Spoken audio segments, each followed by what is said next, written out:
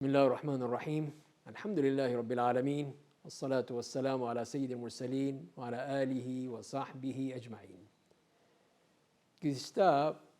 Programme میں بھی ہم نے بات کی تھی کہ وہ کون سے عوامل ہیں جو کہ تدوین حدیث میں معاون ثابت ہوئے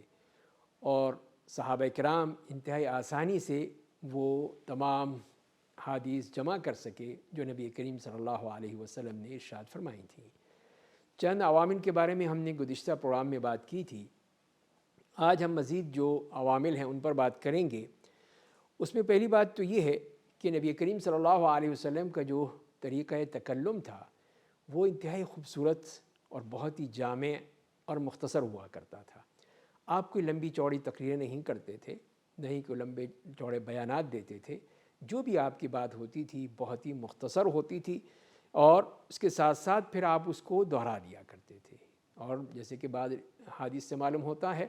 کہ آپ ایک بات کو 3 دفعہ کہہ دیا کرتے تھے کہ ظاہر ہے کہ جب ایک آدمی سنتا ہے پہلی دفعہ تو اس کے لیے ایک نئی بات ہوتی ہے، اس کو ابھی سمجھنے میں ذرا وقت لگتا ہے۔ دوسری دفعہ جب سنتا ہے تو اس کو سمجھ بھی لیتا ہے اور اس کو ذہن میں محفوظ بھی کر لیتا ہے۔ اب تیسری دفعہ جب وہی چیز آتی ہے، تیسری مرتبہ، تو خود بخود اس کے ذہن میں محفوظ ہو جاتی ہے۔ تو اس طرح دیکھیے کہ نبی کریم صلی اللہ علیہ وسلم کا یہ طریقہ تکلم بہترین طریقہ تھا کہ جس کے ذریعے سے ایک بات جو ہے وہ صحابہ کرام کے ذہنوں میں محفوظ ہو جاتی تھی۔ جیسے کہ حدیث میں بھی آتا ہے کہ انس بن مالک رضی اللہ تعالیٰ عنہ یہی فرماتے ہیں کہ نبی کریم صلی اللہ علیہ وسلم جب کسی بھی بات کو بیان کرتے تھے تو اس کو 3 دفعہ دہرا دیتے تھے۔ اس طرح سننے والے کو آسانی ہو جاتی تھی۔ اور اسی طرح پھر ایک اور جو عامل ہے وہ یہ ہے کہ صحابہ کرام کا جو طریقہ تھا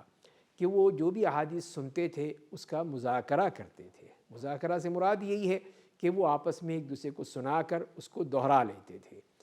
اس سے ان کو یہ چیز یاد ہو جاتی تھی۔ اور بعض مرتبہ یہ ہوتا تھا کہ نبی کریم صلی اللہ علیہ وسلم کئی باتیں بیان کرتے تھے یا کوئی لمبی حدیث ہوتی تھی تو ظاہر ہے کہ کچھ کو کچھ یاد رہی، کچھ کو کچھ اور یاد رہی، لیکن جب آپس میں وہ مذاکرہ کرتے تھے تو وہ حدیث مکمل ہو جاتی تھی اور ان کے لیے کسی قسم کی کوئی بھی پریشانی نہیں ہوتی تھی کہ فلاں چیز رہ گئی، فلاں بات آپ نے فرمائی تھی مجھے یاد نہیں رہی۔ تو اس طرح وہ چیزیں جو ہیں وہ آپ صلی اللہ علیہ وسلم کے جو آپ نے فرمائی تھیں وہ سب کے سب صحابہ کرام کے ذہنوں میں تازہ ہو جاتی ہیں اور وہ پھر ایک دوسرے کو سنا کر اس کو یاد کر لیتے ہیں۔ تو یہی وجہ ہے کہ یہ چیز جو ہے وہ اسی طرح محفوظ ہوتی رہی اور صحابہ کرام کے ذہنوں میں یہ احادیث پوری طرح محفوظ رہیں اور پوری طرح موجود رہیں، جس کی وجہ سے ہمیں اگلے احادیث بھی پھر یاد کرنے میں آسانی ہو گئی جیسے صحابہ کرام کو۔ اور یہ بھی ہے کہ وہ اپنے بچوں تک کو یاد کرایا کرتے تھے احادیث، جیسے کہ سعد ابن ابی وقاص رضی اللہ تعالیٰ عنہ فرماتے ہیں کہ وہ اپنے بچوں کو یہ حدیث یاد کرایا کرتے تھے جیسے کہ ایک معلم، ایک استاد اپنے بچوں کو، اپنے طلبہ کو یاد کراتا ہے، بالکل اسی طرح وہ بچوں کو یاد کراتے تھے۔ تو اس کا یہی دوہرا فائدہ ہوتا تھا۔ ایک تو خود ان کو یاد ہو جاتی تھی کہ انہوں نے دہرائی بچے کے ساتھ 1 دفعہ 2 دفعہ 3 دفعہ یا اس سے زیادہ، اور ساتھ ساتھ بچے کو بھی یاد ہو گئی، تو وہ چیز محفوظ ہو گئی اس بچے کے ذہن میں بھی اور ان کے ذہن میں بھی۔ تو یہ ایک بہت ہی اہم چیز تھی۔ اور اسی طرح پھر یہ بھی ان کا معاملہ تھا کہ جو صحابہ کرام بعض مصروف رہتے تھے، اپنی دوسری مصروفیات بھی تو تھیں ان کی، کوئی کاروبار میں ہے، کوئی زراعت میں ہے، کوئی کھیتی باڑی میں ہے، کوئی دوسرے کاموں میں ہے، تو وہ کیا کرتے تھے کہ اپنے جو کسی ساتھی کو مقرر کر دیتے تھے کہ آج میں نہیں جا سکتا تو تم میری جگہ چلے جانا، یا ایک دن تم جانا ہے ایک دن میں جاؤں گا۔ اس طرح ہم باری باری کر کے جو بھی نبی کریم صلی اللہ علیہ وسلم کی احادیث ہیں وہ سن لیں گے، یاد کر لیں گے اور محفوظ کر لیں گے۔ وہی جیسے کہ ہمیں وہ حدیث میں معلوم ہوتا ہے کہ سیدنا عمر بن خطاب رضی اللہ تعالیٰ عنہ نے اپنے جو پڑوسی تھا اس کے ساتھ طے کر رکھا تھا کہ ایک دن تم چلے جایا کرنا، ایک دن میں چلا جایا کروں گا۔ ظاہر ہے کہ دوسرے کام بھی کرنے ہیں، دنیاوی کام بھی ہیں اور ضرورتیں بھی ہیں، تو اسی لیے پھر وہ یہ جو ایک دوسرے کے کام آنا ہے، ایک دوسرے کی جگہ جانا ہے، اس سے بھی بہت فائدہ ہوا کہ وہی احادیث جو ہے اس طرح وہ محفوظ ہوتی چلی گئی، تو وہ ایک شخص نہیں بلکہ کئی اشخاص کے ذہن میں محفوظ رہتی تھیں۔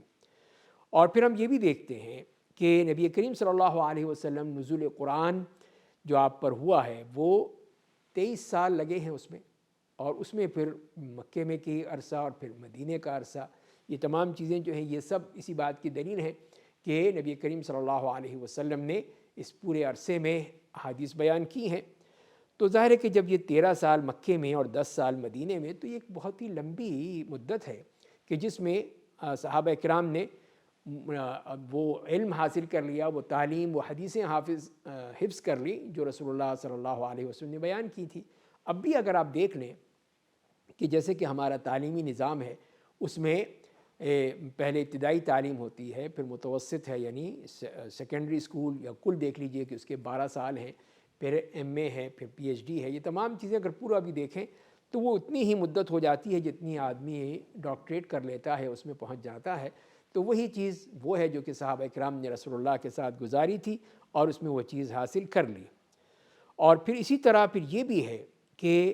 بعض چیزیں ایسی تھیں نبی کریم صلی اللہ علیہ وسلم اس کو حرفاً یاد کرایا کرتے تھے، جیسے خاص طور دعائیں ہیں، مسنون دعائیں ہیں، تو وہ حرفاً یاد کرتے تھے۔ قرآن کریم ہے وہ اسی طرح یاد کیا جائے گا، اس میں کوئی آدمی گھٹا بڑھا نہیں سکتا ہے۔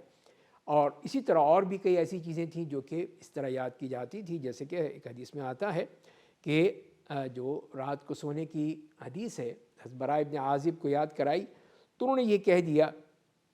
کہ اللہم آمنت بکتابک الذی انزلت ورسولک الذی ارسلت، تو آپ نے کہا کہ نہیں، لا ونبیک الذی ارسلت،